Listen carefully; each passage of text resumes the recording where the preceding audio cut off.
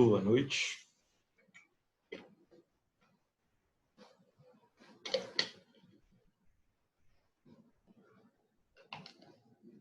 Boa noite. Todo mundo está entrando.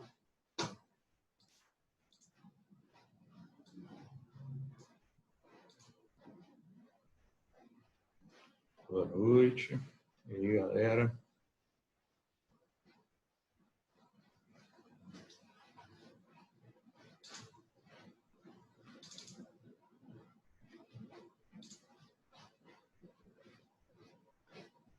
Vocês continuaram no link ou vocês saíram e entraram de novo? Eu saí e entrei de novo. Eu também.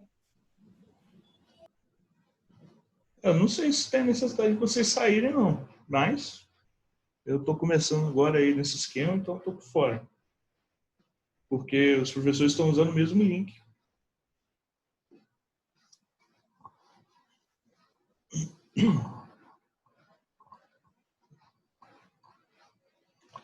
Vamos lá, dá uns minutinhos só. Quanto tempo, né? A gente, na última vez aí, eu acho que foi no mês de abril, né? Que a gente teve aula ao vivo.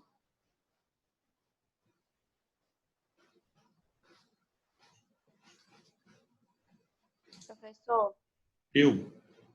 vai ser matéria nova ou você vai dar revisão ou vai corrigir exercícios? Então, depende. Eu separei conteúdo para continuar a aula, a nossa última aula de conteúdo, né? Que foi os processos de troca de calor do Física 2. E aí eu falei de continuar, né? Falar das aplicações. Está separado, mas caso hajam dúvidas, exercícios, também eu posso tirar, não tem problema não. Aham, entendi. Eu tenho que estar preparado, né? Às vezes eu vou lá, vou tirar dúvida, e não aparece nenhuma.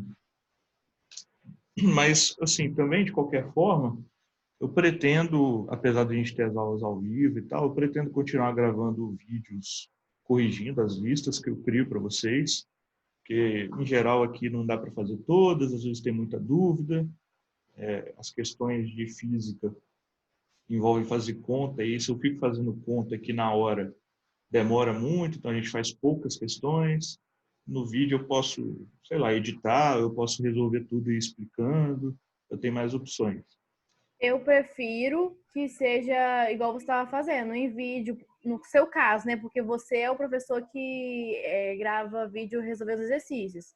Já que você faz isso, eu prefiro que continue assim, porque realmente na aula viva você não consegue resolver quase nenhuma. Porque demora, faz conta, eu erro conta, eu tô com preguiça de pegar calculador, enfim, acontece. Mas, não, eu vou continuar gravando sim, principalmente as correções de exercício, de repente eu faço outros aí, disponibilizo, mas fiquem tranquilos, então eu não vou parar de gravar as correções, não. Eu deixo acumular um pouco para não ficar muito em cima, né? Que aí dá tempo de a pessoa ir fazendo.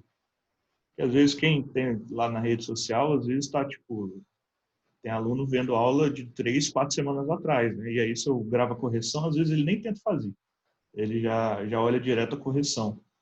Então eu dou um tempinho, mas podem ficar tranquilos que eu vou gravar. E também a plataforma está lá disponível, para vocês mandarem uma pergunta específica, eu tento responder digitando lá, mas se não der, eu vou gravar o vídeo sem problema.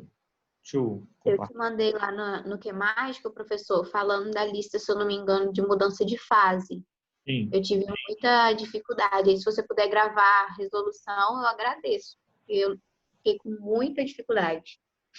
Tá. Não, tudo bem, com certeza vou gravar. A parte de mudança de fase ela é chatinha e tal, porque às vezes tem uns passos que a gente esquece e pula e aí a gente erra tudo, não tem jeito. Na verdade, eu não entendi muito bem como que eu vou chegar nas fórmulas, como que eu vou saber as fórmulas para usar. Tranquilo, tá bom. Agora como a gente está tendo esse tipo de aula, né?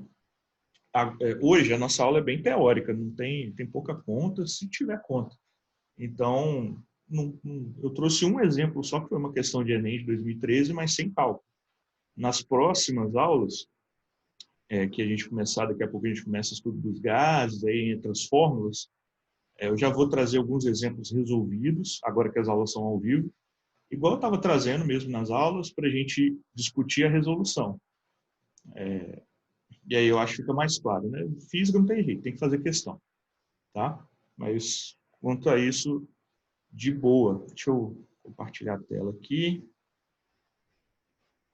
Estou usando o Google, estou perdidaço. A screen, é isso mesmo. Pronto. Acho que vocês estão vendo aí minha tela. Deixa eu ver por onde eu começo. Bom, vou fazer só uma recapitulação rápida, né? Todos estão vendo, né? Sim, professor. Show. Então, só recapitular rapidamente o que a gente falou na nossa última aula, né? Nessa aula de forma de propagação de calor. Foi uma aula até mais rápida. Eu tinha a ideia de fazer uma aula só, falando tanto das formas quanto das aplicações. Só que são várias aplicações que são interessantes e, de certa forma, como ela é muito teórica, a aula ia ficar eu falando muito tempo. Então, eu achei melhor separar. Então, a gente, só lembrando rapidamente, né, nós temos 3 formas de propagação de calor, né? A condução, que ocorre primordialmente em sólidos. Então, você esquenta um sólido, né? Por exemplo, eu tenho aqui uma panela toda metálica, 100%, até o cabo. E aí você começa a esquentar uma água nessa panela. Os átomos ou moléculas que compõem essa panela, que estão próximos ao fogo, começam a receber mais energia térmica, né? Ficar muito agitados. Só que como a gente está falando de sólidos, querendo ou não, eles não têm liberdade suficiente para ficarem agitados e fugirem da panela, né? Os sólidos, eles são muito unidos. Então, eles vão ficar agitados no entorno deles mesmos aqui, né? Ficar se movimentando e passando a energia para os demais. E esses daqui de cima vão também receber, né? Eu tentei representar aqui, e vão passar para esses, e vão passar para esses. Mas o que a gente tem que entender é que sempre que ocorre o processo de condução térmica, a gente tem que ter uma diferença de temperatura. Então, aqui, por exemplo, a parte A vai ter uma temperatura maior do que a parte B, e aí você vai ter um que a gente chama fluxo de calor. Tá? O Q é a quantidade de calor que está indo, e depois a gente trata do fluxo. Então, de certa maneira, né, o metal, como ele é bom condutor, a gente pode ter esse calor passando de partícula em partícula. E aí é interessante lembrar, em condução, não há movimentação da molécula, né, da partícula. O calor é que se movimenta. Para a gente evitar esse processo de queimar a mão, né, se a gente for pegar nesse cabo aqui, a gente criou protetores, né, que são isolantes térmicos. Então, plástico, dependendo, você pode ter material de silicone agora, de emborrachado, enfim, isolantes. E para a gente tratar de fluxo de calor, né, até no Enem do ano passado caiu uma questão falando de fluxo, só que era uma questãozinha que envolvia outras coisas. Eu não botei hoje para a gente fazer, porque eu quero falar especificamente da prova do Enem do ano anterior, de repente fazer um vídeo corrigindo todas, né, porque é a mais recente, não sei se dá para fazer para todas as provas, mas por isso que eu não botei aqui hoje. Então, o fluxo de calor de um corpo é a quantidade de calor que atravessa um corpo num intervalo de tempo, delta Tzinho, né, então, medida em caloria por segundo ou joule por segundo, que também é watt, né, joule por segundo é a medida de watt, de potência. Enfim, recapitulando rapidamente, tá? Isso tudo a gente já discutiu, deixa eu passar. Aí falei aqui da lei de Fourier, que também mais no futuro a gente volta para fazer essa questão aí do Enem de 2019, que é a fórmula, né? A quantidade de calor que atravessa um corpo depende diretamente da condutibilidade desse corpo, ou condutividade, né? Que é o material, basicamente. Né? Quanto maior o K, mais calor passa. Da área da seção transversal, então, qual a área que está sendo transmitido esse calor, da variação de temperatura e da variação do tempo. E inversamente proporcional à espessura, né? Quanto mais espesso, mais difícil o calor passar. Espessura às vezes aparece como também tamanho, comprimento, D. Aqui eu botei espessura para ser específico. Então, a convecção, e a gente vai falar mais, né? Mas é a convecção que ocorre principalmente em fluidos, então, tanto ar quanto água, né? Líquido. E aí você tem um processo de movimentação de partículas, né? Você dá energia para as partículas na parte de baixo da água e elas ficam menos densas porque você tem uma molécula que ela fica lá oscilando. Se você dá energia, ela vai ocupar um volume maior com a mesma massa. Ora, se ela tem a mesma massa e um volume maior, quer dizer que a densidade dela diminui. E se ela fica menos densa, a tendência dela é subir. O contrário dessas moléculas aqui de cima, que estão mais densas e tendem a descer. E aí essas que chegaram aqui com alta temperatura perdem calor para o meio, essas aqui são esquentadas e aí você cria esse ciclo, né? Que elas ficam fazendo, que a gente chama de corrente de convecção, que vocês devem, ou se não viram, vão ver até na geografia. Aí eu vou falar de algumas coisas até de aspectos geográficos aqui. Aqui eu dei um exemplo simples, né, dos refrigeradores, em que, em geral, você tem o congelador na parte de cima. Quando o congelador não é na parte de cima, é um outro tipo de geladeira, vamos dizer assim, né, em que ela o calor é retirado por meio dela toda, não só pelo congelador. O congelador ele é uma ajuda. Tá? Então, o congelador na parte de cima, ele tem aberturas, de uma maneira geral, que faz com que o ar frio desça pelos lados, e aí, por isso que não é bom você ficar tampando, né? Sei lá, você pega a primeira prateleira da sua geladeira e bota um plástico assim, tampando tudo. Isso vai atrapalhar muito o ar, né? As correntes de ar mais frio, mais densos, descerem e gelarem a parte mais de baixo da geladeira. Né, que é onde estão, em geral, verduras, né, aquela gaveta de verduras e legumes. E aí, de certa maneira, deixa eu só ver, porque não sei se tem... tem alguma coisa no chat. Isso é matéria... Não, aqui eu estou revisando. Eu estou dando uma revisão da aula passada, só falando bem rápido. E aí, isso aqui é outra coisa. E aí, radiação, que eu falei, né, que é um processo de energia que se propaga por ondas eletromagnéticas. E aí, de certa maneira, um outro tipo de onda eletromagnética que a gente tem é a luz. E é bom a gente deixar isso em evidência aí, mas vocês vão ver a parte de ótica, né, e ondas com o Eduardo. As ondas eletromagnéticas não precisam de meio material para se propagar. Então, a energia irradiada, por exemplo, pelo Sol, ela vem na forma de luz visível e também na parte de luz não visível, né? A gente tem o que a gente chama de espectro eletromagnético. Então, a gente tem do violeta ao vermelho, a gente vê. Acima do violeta é o ultravioleta, que a gente não vê.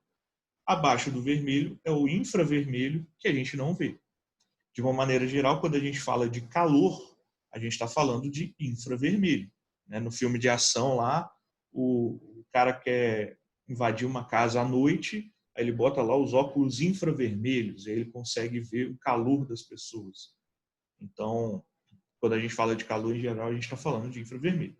Então, isso aqui só uma revisão, né, do que a gente falou na aula passada. Agora vamos começar mesmo. A parte 1. Deixa eu abrir com um programinha que eu uso mesmo. Que aí, se eu quiser escrever alguma coisa, fica mais fácil. Cadê? Interface de usuário desativada. Deixa eu fechar essas coisas. Fecha. Fecha e deixa isso aqui selecionado e fecha. Professor, você vai disponibilizar esses slides? Esse no aqui, sim. Vou. Tá bom, obrigada. Com aquele mesmo esquema lá que eu estou fazendo, botando como... com PDF, né? Só pode como PDF lá. Bom, então os processos de troca de calor, né, eles têm algumas aplicações. A primeira delas são as brisas que a gente tem, né?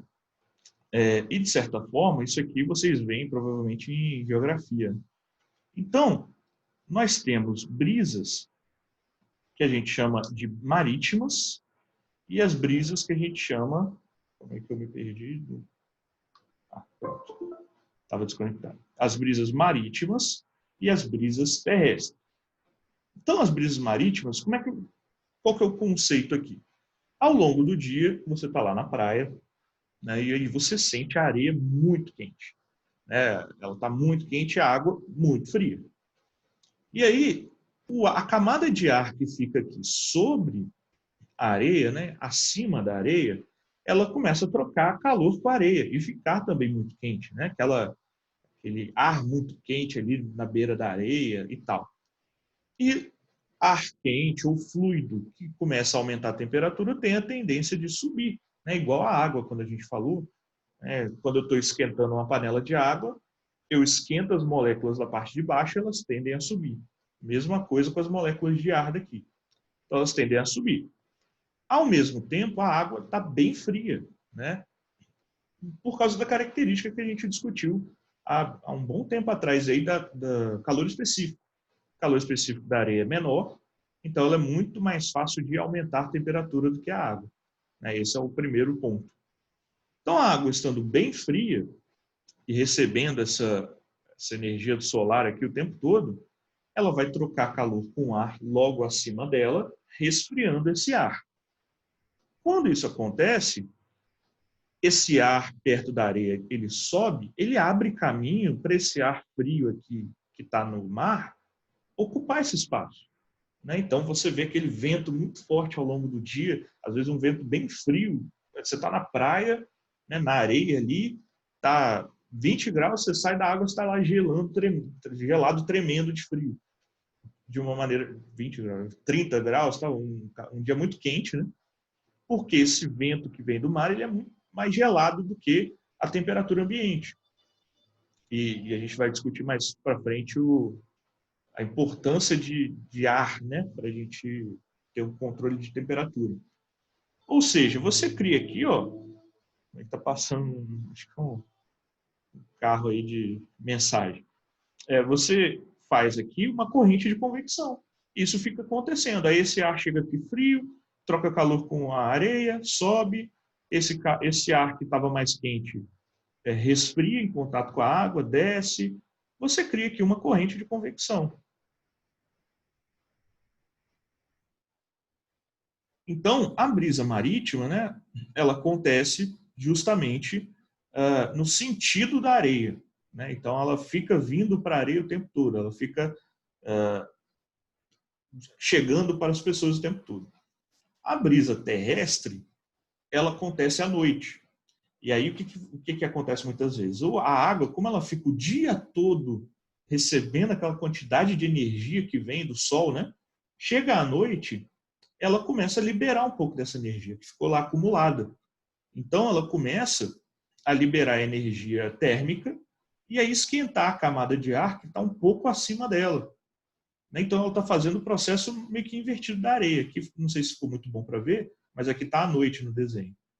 Então, ela começa a esquentar esse ar logo acima dela, enquanto a areia, que ficou lá muito quente ao longo do dia e ela libera energia muito fácil, quando chega à noite, ela está muito mais fria, né? Quando você vai na praia à noite, às vezes, passear e tal, você bota o pé na areia, ela está geladinha. Então, ela libera calor muito fácil. Ou seja, a camada de ar que está logo acima da areia vai se resfriar. Então, o processo inverso, basicamente, né? Logo, esse ar que estava aqui, que foi esquentado pela energia térmica do mar, tende a subir, consequentemente, esse ar frio tende a ocupar esse espaço, e você cria uma outra corrente de convecção aqui, no sentido inverso, né, da original. Essa corrente de convecção a gente chama de brisa terrestre, porque vem da Terra para o mar. E aí isso, de vez em quando, mostra... às vezes, à noite, na praia, você tem também uma ventania muito forte, meio que no sentido contrário. Aí, né? Não vem tanto do mar assim. Tranquilo? Até aí, se alguém tiver alguma dúvida... Professor, Oi. Na brisa marítima, então vem da água para a terra e Isso, a terrestre da terra para a água. Então, é isso. isso, exatamente. Beleza. Usando essas características, né, aqui é importante ressaltar o calor específico dos materiais, né? Específico. A água tem calor específico 1 caloria por grau Celsius, e o calor específico da areia é 0,2.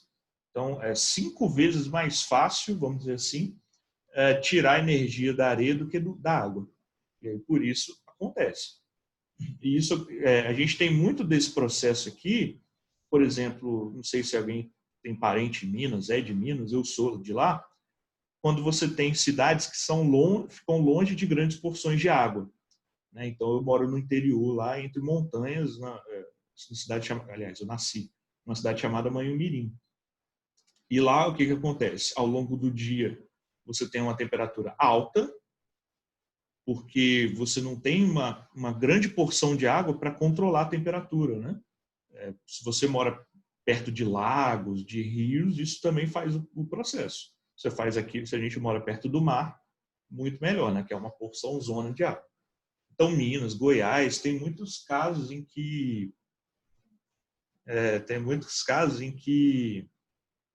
a gente tem cidades que ao longo do dia faz muito calor e aí chega à noite começa a fazer frio. Porque toda aquela energia que foi acumulada pelo solo ao longo do dia é liberada de repente. E aí o solo fica frio, ele também ajuda a resfriar o ar acima dele, e aí toda a cidade fica bem fria. Lá em Manhumirim é clássico. Ao longo do dia 30 graus, chega à noite faz, sei lá, 15, 20. Então, é uma amplitude de temperatura muito grande. Aqui é difícil a gente ter isso, né? A gente tem mudança entre os dias, mas no mesmo dia, a gente tem muito frio de manhã, muito calor durante o dia e muito frio à noite. Aqui não tanto, porque a gente tem o mar, que é uma grande porção de água para controlar a temperatura, né? Para ajudar nesse controle de temperatura. Ok? Um outro processo que ocorre é a inversão térmica, também que vocês vão ver aí, provavelmente com Ezequias, em geografia, se já não viram. Né? Em um dia comum, né, normal, um dia de verão, por exemplo, que é um dia quente, a camada de ar mais próxima do solo começa a esquentar, trocar calor com o solo, né? Porque começa a bater o sol no solo. Aqui nas grandes cidades você tem asfalto, que absorve muito calor, né? E aí começa a trocar calor com essa camada de ar. E aí ela vai esquentando e tende a subir. E ela sobe e uma camada de ar mais fria acima tende a descer. Então você cria uma corrente de convecção ali dentro. E isso é bom nas grandes cidades porque essa camada aqui mais próxima ao solo que tem poluição, ela é levada por essa camada de ar mais quente, né? Então, você diminui aquela poluição que está no nosso entorno. Agora, quando a gente tem no inverno, né, num dia, numa manhã de inverno, e aí por que no inverno tem um boom aí de problemas respiratórios, sinusite, rinite? Porque no inverno, como o sol não atinge tão forte, a temperatura é mais baixa, uma camada de ar frio pode ser criada aqui embaixo. E aí você vai ter uma camada de ar frio, uma camada de ar quente e outra de ar frio. Então, essa camada aqui, junto com toda a poluição, vai ficar confinada aqui no meio. Ela não vai ter por que subir, né? Ela vai estar já na posição que ela quer estar, que é na parte de baixo. Todo fluido, ar, líquido mais frio, tende a ficar na parte de baixo, porque ele é mais denso. Então, o ar vai ficar frio, vai ficar preso aqui, consequentemente a poluição também. E aí você tem imagens como essa daqui, né? Eu creio que isso aqui é uma cidade do interior de São Paulo. Faz tempo que eu peguei essa imagem, eu não lembro qual cidade específica. Mas você tem nuvens de poluição gigantes, você teve isso na Índia, você teve isso eu vi em uma cidade brasileira, a gente tem em São Paulo, querendo ou não, né? Então, isso aqui atrapalha muito e dá muitos problemas de respiratórios. Aqui eu até botei, né? Gera muitos problemas respiratórios. Então, essa camada de ar mais baixa e com a poluição fica presa ali junto com a gente na cidade e a gente respira mais poluição, está mais exposto a isso e, consequentemente, gera mais problemas respiratórios. Minha sinusite adora, né? Eu que descobri há pouco tempo, eu tenho sinusite. É uma beleza. Aqui, deixa eu passar para a próxima. Ô, professor, o que está escrito depois de esquentar? Aonde? No segundo quadro, lá embaixo. Aqui, tendendo a subir. Com isso, na cidade, Obrigada. a poluição é levada nada. Quando eu disponibilizar a imagenzinha, dá para ampliar e fica mais fácil de ver. Vamos para o próximo quadro. Deixa eu abrir aqui com o Sketchbook. Quer salvar alterações? Não. Bom. Professor, a parte de convecção já acabou ou vai continuar? Querendo ou não, aqui a gente está falando de todos, meio que misturados. Aqui a gente está falando de aplicações. Eu acho... Mas esse C que você falou não era de convecção, não? Sim, porque quando eu falo principalmente das brisas, ela fica dentro da explicação de convecção. Eu tirei para a gente falar de todas as aplicações juntas. Então, por exemplo, aqui efeito estufa tem um pouco de convecção, a garrafa de café tem os 3 processos, radiação de corpo negro, querendo ou não, já é mais condução. Então, meio que a gente está falando de todos misturados. É meio que uma aula de aplicação. Bom, então, aqui a gente tem, deixa eu fechar aqui a interface toda. Acho que é aqui, isso. E aqui. Então, a gente tem aqui também a garrafa de café, que é um caso clássico aí de como a gente tenta combater as 3 formas de condução de calor, né? Condução, convecção e radiação. Porque, vamos lá, existia, querendo ou não, uma tentativa de você manter as bebidas quentes, principalmente nos países frios, por mais tempo. Consequentemente, você começou a tentar desenvolver técnicas. E aí eu vou lá, vou impedir a condução térmica. Beleza. Como que eu faço isso? Então, eu peguei aqui minha garrafa de café, muito bem desenhada. E aqui, essa parte aqui primeiro é a parte onde tem o líquido, tá? Onde a gente bota água, chá, café. E aí, se esse líquido ficasse encostando na parede, né, do plástico ali da garrafa, você ia ter um processo de condução, né, que a água, por exemplo, o café, ia ficar esquentando a garrafa, e a parede da garrafa, e a garrafa ia liberar calor para o meio.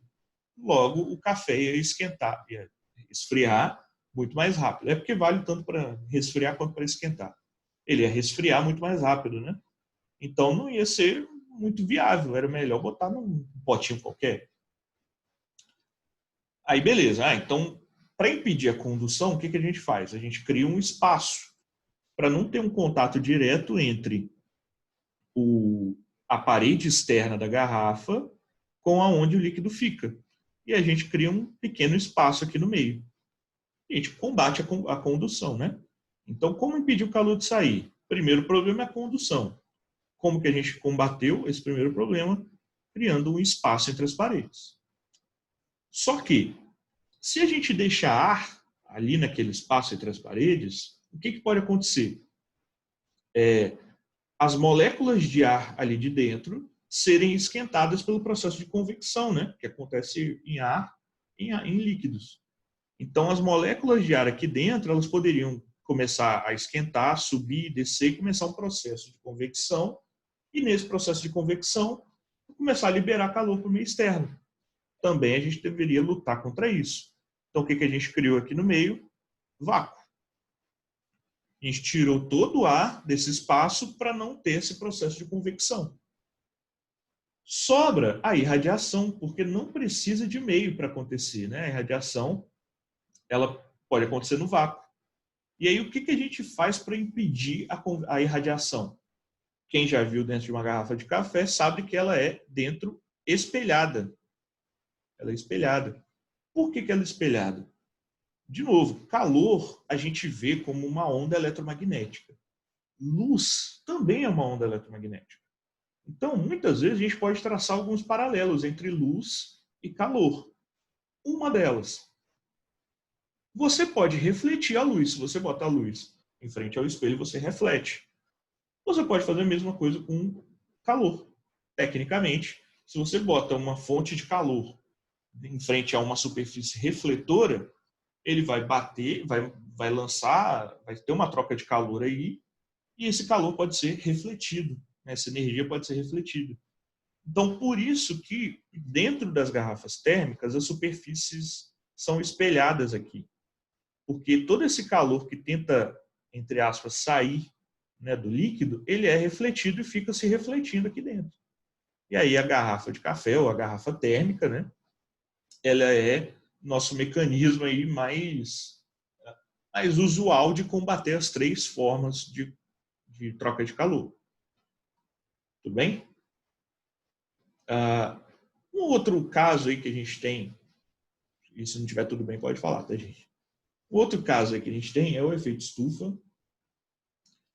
E aí, eu fiz um exemplozinho rápido, mas também isso tudo eu acho que vocês vão ver melhor em geografia do que com física. Eu só trouxe algumas formas que a gente tem aqui de tratar do assunto, né? Bom, o Sol ele emite ondas eletromagnéticas para a gente, na forma de luz, infravermelho e ultravioleta. Quando você compra um protetor solar, você compra lá com proteção UV, A e UVB. Né? Ultravioleta do tipo A e ultravioleta do tipo B. Então, ultravioleta, eletromagnética, infravermelho, calor, além da luz própria que vem do Sol. Então, se 100% dessa energia que chega até a Terra, né, vai chegar aqui, 30% vai ser refletido pela exosfera, que é a nossa camada mais externa ali, né, quando a gente começa a ter atmosfera. Então, a gente já tem 30% de perda, vem 70%. Pelo princípio de conservação de energia, se entra 70% de alguma energia aqui na Terra, tem que sair 70% de energia da Terra. Ou seja, caso não houvesse a camada de ozônio, então nessa camadinha aqui, quando os 70% passam, o que acontece? Ele vai chegar na superfície da Terra. Se não tivesse a camada de ozônio, os 70% seriam jogados para fora, seriam refletidos. Né? A Terra não ia absorver muito, porque é princípio de conservação de energia. Energia que entra tem que ser igual a energia que sai. Não tem como a Terra absorver essa energia e não fazer nada com ela. Então, só para a gente ter uma ideia, a temperatura média da Terra é de 15 graus. Média, né, do planeta como um todo. Sem a camada de ozônio, a temperatura média da Terra seria menos 18 graus. Então, a camada de ozônio ela é um benefício da Terra e é um processo natural. O problema é quando a gente começa com, por exemplo, gases de CO2, né, o dióxido de carbono, e o dióxido de carbono, e o CH4, né, o metano, né, a gente está vendo aí vários debates aí sobre a indústria alimentícia estou evitando falar a palavra gado, dos bois, e aí, por quê? Além de tudo, as vacas, né, elas soltam pum, e o pum da vaca é metano, e o metano contribui com a camada de ozônio. Então, quanto mais estou com a palavra plantação na cabeça, que eu não quero falar plantação de vaca, né? Quanto mais criadouros de vaca você tem, mais metano você vai lançar na atmosfera e, consequentemente, maior vai ser a camada de ozônio. E aí é um problema. Por quê? Esse calor que tenta sair da Terra, a camada de ozônio retém uma parte. Uma parte ela é perdida lá para fora do planeta e a outra ela fica aqui nesse processo meio que tentando sair e volta, e aí mantém uma temperatura média da Terra. né? E isso, o efeito estufa, isso é o que acontece em estufas também, né? A estufa é basicamente... Alguém acho que falou, peraí. Aqui. Cadê? Não. A estufa é basicamente isso, né? Você separa num local muito frio uma área em que você pode plantar usando um pouquinho de luz de sol que entra e você aumenta a temperatura interna lá daquele lugar, não deixando totalmente aquele calor sair, né? Por isso aquelas estufas espelhadas e tal. Então a Terra vem tendo seu efeito estufa agravado devido a esse aumento aí de emissão de gases do efeito. Gases do efeito estufa, tanto o dióxido de carbono e hoje em dia, mais atual, a gente sabe que o metano também faz parte. O iglu eu botei aqui só como um exemplo também de condutibilidade, né? O gelo, ele é um bom isolante térmico natural. Então você vê esquimós vivendo naquelas casinhas de gelo, justamente porque é meio que um processo de efeito estufa. Você, por exemplo, bota uma fogueira lá dentro, você poderia botar uma fogueira sem o iglu. O problema é que o calor ia ser muito perdido, né? Aqui você cria um processo meio que parecido de manter o calor aqui dentro e, consequentemente, você mantém a temperatura interna muito maior. Apesar das paredes serem de gelo, você mantém uma temperatura interna ali muito maior do que a externa. Até se você não tivesse uma fogueira. É melhor você se cavucar lá dentro do gelo, se estiver bem protegido, né? Se estiver permeabilizado as roupas, melhor você fazer um buraco e entrar no gelo do que ficar fora na superfície, né? E aí, uma coisinha rápida, nossa aula é até 8h15, né? Uma coisinha rápida que eu quero falar, que já chega na parte de física moderna, que é a radiação de corpo negro. O corpo negro é um corpo ideal, fisicamente descrito, que absorve 100% da radiação que incide nele. Então, e aí a gente não consegue ver um corpo negro, porque se a gente joga radiação, não sai nada. Então, por isso que é um corpo ideal. Obviamente, a minha camisa aqui é meio cinza, mas se eu tivesse com a camisa preta, a minha camisa preta vocês conseguem ver, porque ela não absorve 100% do que recebe. O corpo negro também ele é capaz de emitir 100% da radiação que incide nele. E isso é que é uma coisa legal, que a gente pode tratar aqui. E eu trouxe aqui uma demonstraçãozinha, né? A lâmpada incandescente, ele é uma representação disso. Você tem aqui um filamento metálico de tungstênio, de uma maneira geral, que você cria uma temperatura nela tão alta que ela emite luz. E isso você tem, aqui é uma aula que eu dei aula que eu dei no terceiro ano que eu dou em outra escola. E aí aquele gifzinho é muito bom. Então, né, você vai aumentando a temperatura do corpo, e aqui ó, você tem a temperatura do corpo negro, consequentemente, você vai aumentando, você vai deixando mais claro, vamos dizer assim, a luz que é emitida por esse corpo. Então, se você tem aqui a lâmpada, ela é uma luz bem amarelada. Você tem luzes aqui avermelhadas, tipo carvão, lá você bota o churrasco lá. O carvão ele fica incandescente, ele solta uma luz meio amarelada, aliás, desculpa, avermelhada, alaranjada, né? Então, quanto mais claro o nosso Sol, ele é uma luz quase branca. Ele é meio amarelado, mas é porque nossa visão é mais condescendente para amarelo. E até muito claro, como a estrela Sirius, né? Que é assim que a gente vê... A gente vê temperatura de estrela, a gente sabe temperatura de estrela pelas cores, né? Então, o nosso Sol aqui amarelo, ele está entre 5.000 e 6.000 Kelvin. Enquanto Sirius, né, que é uma estrela branca, se eu não me engano, está entre 7.000 e 10.000 Kelvin. Você tem outras aí, estrelas conhecidas, e a gente sabe a temperatura pela cor que elas emitem. Então, aqui é uma teoria física, mas justamente que ajuda a gente a tratar da última coisa que eu vou falar rapidinho, que é... Tem que achar aqui.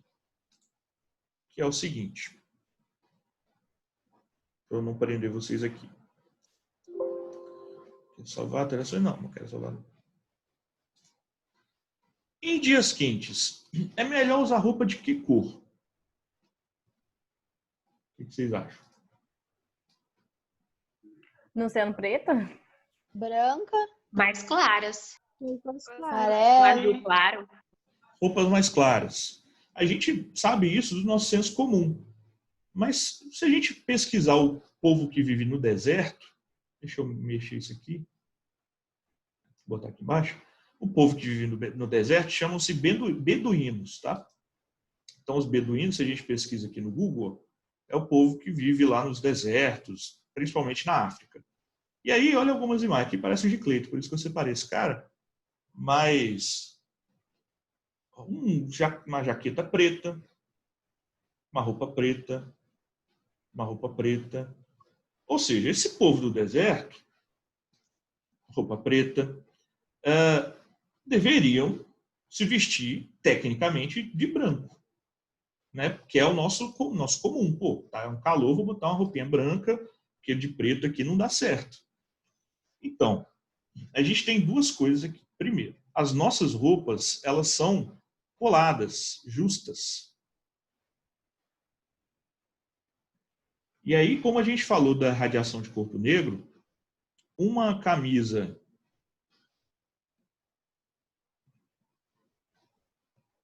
isso é uma camisa. Uma camisa preta justa, ela vai absorver mais radiação do que o normal. Deixa eu botar aqui. Abri errado. Professor, Oi. desculpa atrapalhar, mas na minha tela ficou meio que afastada. Tá só assim pra mim? Né? É Ou porque tá isso aparecendo aqui, coisa isso aqui pra gente? tá branco mesmo. Isso. Ah, não, é isso mesmo. Porque eu usei só um pedacinho da... Então tá, obrigada. Nada. Aqui. Quando chega aqui o calor nela, ela absorve. E como ela está muito justa na nossa pele, a gente também vai absorver por combustão esse calor. E aí, consequentemente, a nossa temperatura externa que vai aumentar, a gente começa a suar para tentar compensar, e aí, ferrou, a gente já está pingando de suor se estiver muito quente com uma roupa preta. Agora, os beduínos, eu vou tentar desenhar, já que não é lá meu forte, eles têm roupas largas, que eu vou tentar representar da melhor maneira. Eles têm roupas bem largas pretas. E aí, o que isso interfere, né? Para a gente terminar, e desculpa eu estar aprendendo vocês, porque é só para a gente terminar. Verdade 26. Ô, professor, mas a aula é até 8h25. É 8h25? Achei que era 8h15. Não, 8h25. Ah, então tá de boa. Aqui. Tá. Bom, eles têm roupas, como a gente consegue ver um pouquinho ali, ó, largas, bem largas. Né? E aí é a explicação do porquê que para eles, por terem essas roupas largas, é interessante usarem roupas escuras. E é muito melhor para eles usar roupa escura do que roupa clara. Porque é o seguinte, vou fazer aqui a representação. Vai chegar aqui, né, no deserto principalmente, você tem por todo lado energia luminosa e calor chegando para você. O tempo todo. Só que como essa roupa não está colada no corpo, existe um espaço aqui dentro que tem ar. Então você tem aqui ar. E aí, consequentemente, esse ar que está colado aqui na roupa, ele vai ser esquentado, né, pela roupa preta. Então você tem moléculas de ar coladas, né, juntas à roupa preta, elas serão esquentadas. Uma molécula que é esquentada tende a fazer o quê?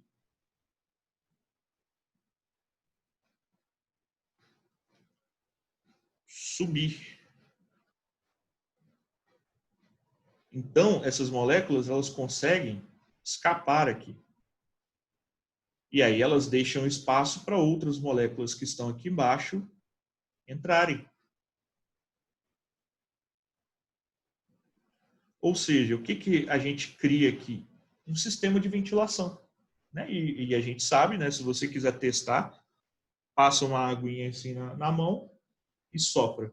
Você vai sentir muito mais gelado do que soprar sem nada, né? O nosso suor é isso. É uma tentativa de quando a gente tem esse líquido no nosso braço aqui, no nosso corpo, a água, quando você bate um vento, você ajuda muito mais fácil ela vaporizar e vaporizando ela leva energia térmica do nosso corpo. E aí ajuda a regular a nossa temperatura corporal. Então, com esse processo aqui, os beduínos, eles criam uma corrente de convecção. É uma corrente de convecção. Você tem um ar que chega aqui, aí ele vai ficar ocupando esse espaço, vai ser esquentado, vai sair. Aí vem outra camada de ar e entra. Então você cria um processo de refrigeração. Se eles usassem roupas brancas no deserto, né, largas desse jeito, o que aconteceria? Essa roupa branca, como o preto é a ausência de cor e absorve todas as cores, o branco é a união de todas as cores, então ele vai refletir todas. Se todas as cores são refletidas, quer dizer que a energia térmica também seria refletida, né, se fosse branco. E a energia térmica sendo refletida, consequentemente, as moléculas de ar que estariam aqui dentro, elas iam começar a trocar calor, não tanto com o meio externo, mas sim com o próprio beduíno aqui. E aí, essas moléculas iam ficar mais quentes, porém, elas não iam ter tanta tendência de sair, e assim também você não ia ter a tendência das outras entrarem. Então, você ia manter um ar muito quente aqui dentro. Então, para os beduínos, melhor é usar roupa preta.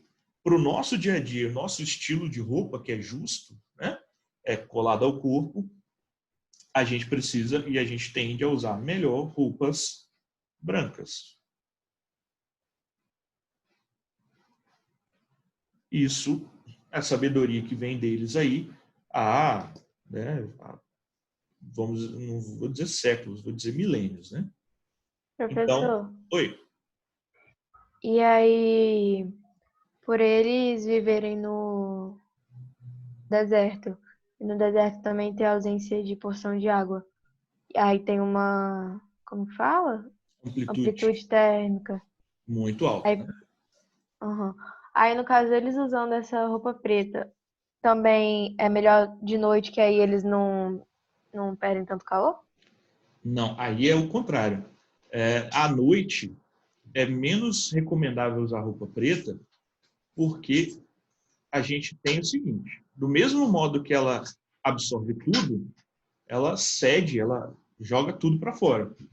Então, se você, né, o corpo negro ali, como eu falei, ele absorve 100% da radiação, mas ele também emite 100% da radiação. Então, se você tem um corpo negro e ele começa a ceder calor para o meio, ele vai ceder muito mais rápido. E como a noite faz frio, para eles não seria interessante, então, manter a roupa da noite preta. Seria muito melhor eles usarem uma roupa mais clara. Para eles é justamente o inverso para a gente, né? Pela situação. Certo? É até uma questão que eu separei aqui para a gente discutir, já que não tem conta, dá para fazer rapidinho, que é da questão do Enem de 2013. Aqui, ó. Rapidinho a gente vai discutir e resolver, e aí eu libero vocês. Em um experimento, foram utilizadas 2 garrafas PET, uma pintada de branco e a outra de preto, acopladas cada uma a um termômetro. No ponto médio da distância entre as garrafas, foi mantida acesa, durante alguns minutos, uma lâmpada incandescente. Lâmpadas incandescentes são lâmpadas que emitem muito calor, diferente das fluorescentes, que são lâmpadas frias, né? Em seguida, a lâmpada foi desligada. Durante o experimento, foram monitoradas as temperaturas da garrafa A, enquanto a lâmpada permaneceu acesa, e B, após a lâmpada ser desligada e atingir o equilíbrio térmico com o ambiente. Então, 2 momentos, né? Quando a lâmpada ficou acesa e depois que a lâmpada foi desligada. A taxa de variação de temperatura da garrafa preta, em comparação à da branca, durante todo o experimento foi. Então, estou querendo comparar a garrafa preta com a garrafa branca. A, igual no aquecimento e igual no resfriamento. igual não vai ser. Eu acho que isso a gente já fica bem claro aí, que igual não vai ser. Preto e branco têm relações diferentes com temperatura e calor, né? Maior no aquecimento, então a preta vai ser maior no aquecimento e igual no resfriamento. De novo, o corpo negro, ele absorve e emite. E aí, eu não estou falando que isso aqui é um corpo negro. O corpo negro é um corpo ideal. Mas a gente pode extrapolar para cores pretas, para a cor preta. A cor preta, ela absorve e emite muito mais do que a cor branca, certo? Meio que parecido com a areia, como eu falei mais cedo. A areia fica quente lá o dia todo, porque ela absorve muita energia térmica. Depois, no final à noite, ela começa a emitir muita energia térmica também, tá? Então, ela não vai ser igual no resfriamento. Nascer, ele fala igual no resfriamento de novo, não vai ser. Maior no aquecimento e menor no resfriamento.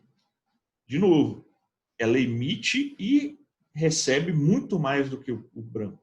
Então, maior no aquecimento, sim. Menor no resfriamento, não. Vai ser maior no aquecimento, a taxa de temperatura, né? Variação de temperatura. Maior no aquecimento e maior no resfriamento. Não tem jeito da cor branca competir. Por mais que não seja um corpo negro, é um corpo da cor preta, mas a gente pode extrapolar esse pensamento para corpos mais comuns, vamos dizer assim. Deu para compreender? E alguma Sim, dúvida? professor. Show de bola. Deixa eu ir para aumentar aqui o negócio. Bom, então é isso, né? Acho que vocês não precisam sair da apresentação não, tá? Deixa eu parar de compartilhar a tela aqui. Vou continuar aqui. Tentem continuar, se não aparecer ninguém em 5 minutos, aí sai e entra de novo, mas acho que não precisa não. No mais, eu vou disponibilizar lá no portal as imagens, menos a do Beduíno, que tá bagunçada pra caramba, mas as duas primeiras eu vou disponibilizar lá para vocês. No mais é isso. Saudades aí, né? Vamos ver se quanto mais cedo puder acabar, melhor, né? Isso aí tudo. E estou sempre à disposição, e-mail, lá na plataforma, qualquer coisa é só falar e fiquem tranquilos que eu vou continuar gravando as correções de exercício. Beleza? Tchau, professor. Boa Tchau. noite. Boa noite. Boa noite, professor. Boa noite. Tchau, professor. Boa noite. Tchau.